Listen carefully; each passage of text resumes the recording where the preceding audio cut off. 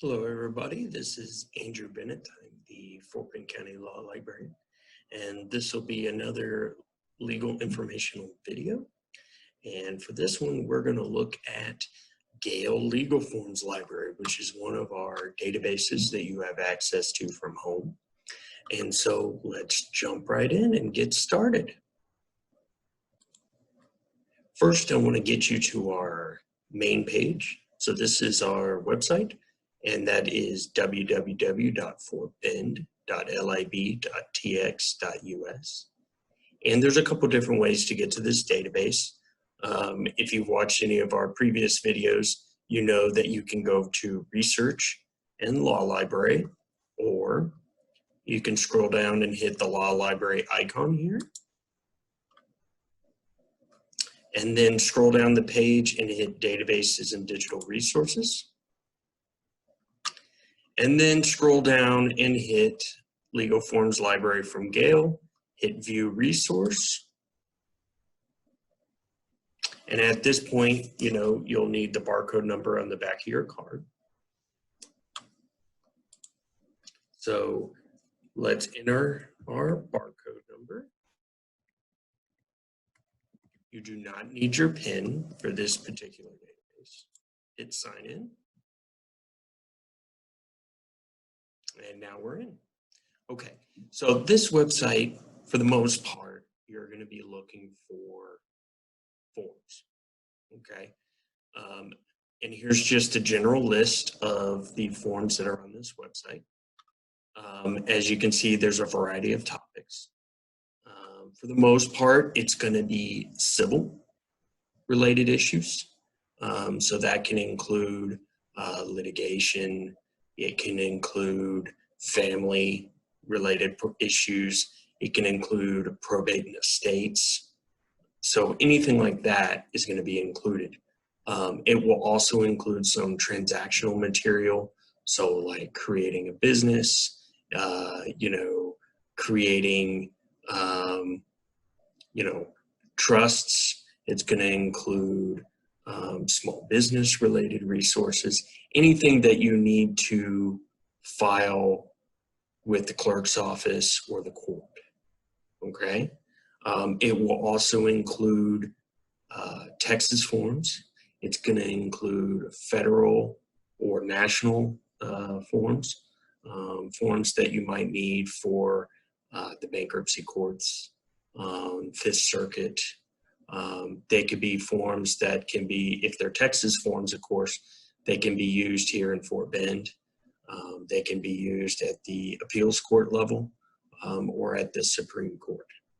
Now, I would recommend doing some general research and informational research before you try to work on one of these forms, unless, of course, you're doing something like a will. That's more or less fairly self-explanatory because the instructions come with it. But this is a great place to find forms when you're ready for them. So there's a couple different ways to start. One, we do have a search space here. And with that one, you can search by keyword. You can use the Boolean operators like and or not, but you don't have to. You can search for the title of the form, so like, petition for divorce. And you can also search by topic, okay? There are tax forms on this website. Most of those tax forms are going to be directly from the IRS website, so you can go directly to the IRS if you need those forms instead of coming here, because it does add that additional step of having to log in with your library card. There's also a dictionary right over here on the left-hand side, legal definitions. So if there's a particular term that you need defined, you can look there as well. So let's just start. I think one of the things that's searched on this website quite often, and we get requests for quite often, in addition to wills, which, by the way, I would recommend this for a will as well, but power of attorney. Now, before you're ready to do this, you need to know that obviously the differences between power of attorneys durable power of attorney, you know, financial power of attorney, medical power of attorney, whichever one you're looking for. But I'm just going to do a general search here. So now I'm looking up power of attorney. So it's going to find anything with power of attorney either in the title or within the document. So right off the bat, you found 107 forms. That's a lot. You're probably not going to look through all of them. But already right off the bat, we've already got our Texas specific forms. And you'll notice that right here with the form number at TX, it starts with TX. So you're going to know that's already a Texas form. Now, I'm just going to click on one of these forms because I want to show you, you know, what these forms look like once you click on them. Now, over here on the left-hand side, you can narrow the search. Narrowing doesn't work very well in terms of really narrowing it down. So like if I click on power of attorney here, again, I still got 70 forms to go through.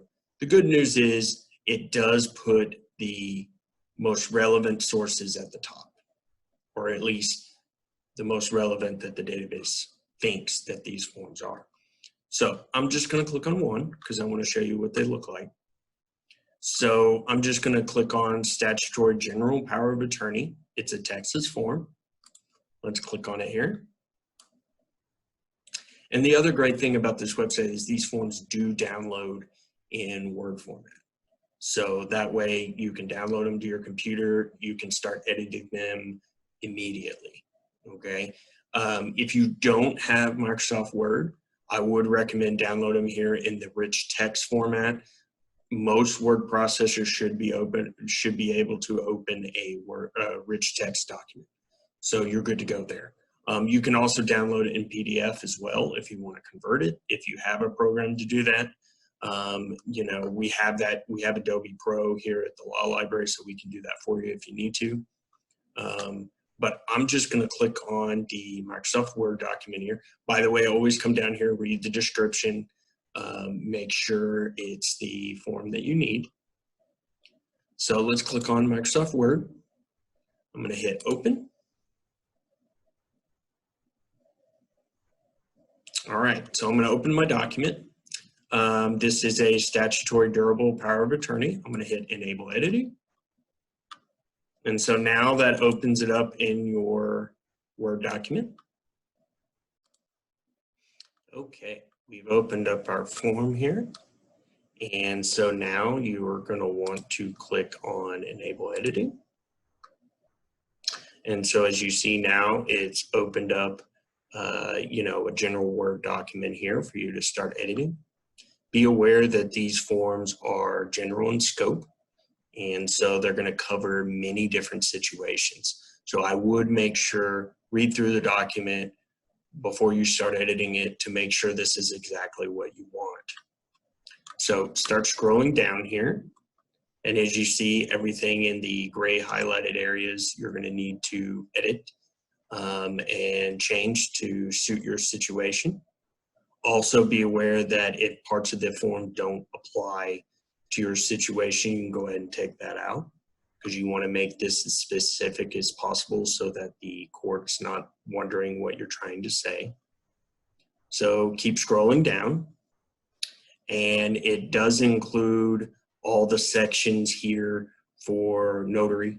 Of course, if your form needs a notary, you're not going to want to sign any of that portion of the document until you're in front of the notary, so they can be your witness.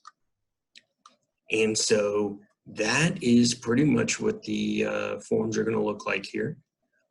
As you can see, they're pretty close to fill in the blank, you know, and they're almost ready to go for you to start filling out. Now, like I said, there's some minor things you'll need to change here, fill in your information, and then of course read through it to make sure it's what you need. So that is our quick overview of Gale Legal Forms Library. If you have any questions, feel free to call us at 281-341-3718, or you can email us at llpublic@fortbend.lib.tx.us. Thank you.